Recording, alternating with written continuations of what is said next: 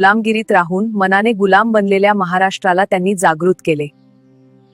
त्यांच्या मनात अस्मिता जागी केली, स्वाभिमान जागा केला आणि म्हणूनच त्यांची माहिती सांगण्यासाठी प्रतिभा देखील त्याच तोलामोळाची हवी, समर्थ रामदास स्वामींसारखी. समर्थांनी महाराजांचे केलेले अत्यंत समर्पक वर्णन म्हणजे त्यांनी महाराजांना कवितेच्या रूपात लिहिलेले हे पत्र.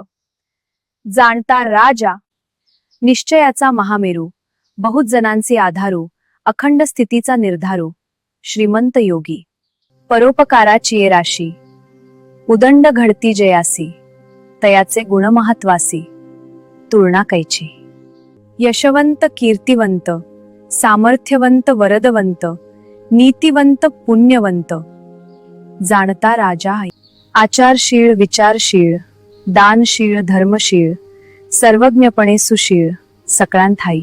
नरपती हयपती गजपती गणपती भूपती जळपती पुरंदर आणि शक्ती पृष्ठभागीन. धीर उदार गंभीर, शूर क्रियेसी तत्पर, सावधपणे नृपवर, तुच्छ केले ते. तीर्थे क्षेत्रे मोडिली, ब्राह्मण स्थाने भ्रष्ट झाली, सकळ पृथ्वी आंदोळली, धर्म गेला ते. देवधर्म गो ब्राह्मण, करावया संरक्षण, हृदयस्थ झाला नारायण, प्रेरणा केली.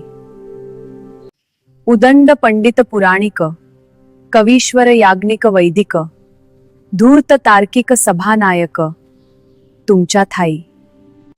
या भूमंडळाचे थाई. धर्मरक्षी असं नाही, महाराष्ट्र धर्म राहिला काही, तुम्हा कारणे. आणि काही धर्मकृत्ये चालती, आश्रित होऊन कित्येक राहती. धन्य धन्य तुमची कीर्ती, विश्वीन विस्तारिली ते. कित्येक दुष्ट संहारिले, कित्येकांची धाक सुटले, कित्येकांचा आश्रय झाले शिवकल्याण राजा. तुमचे देशी वास्तव्य केले, परंतु वर्तमान नाही घेतले. ऋणानुबंधे विस्मरण झाले, काय नेणो.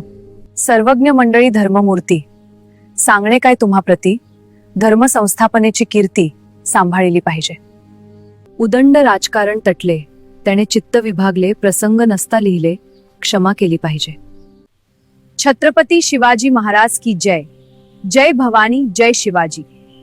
प्रौढ प्रताप पुरंदर, गोब्राह्मण प्रतिपालक, मुघल दल संहारक, भोसले कुलदीपक, विमल चरित क्षत्रिय कुलावतन, सिंहासनाधीश्वर, महाराजा छत्रपती शिवाजी महाराज की जय.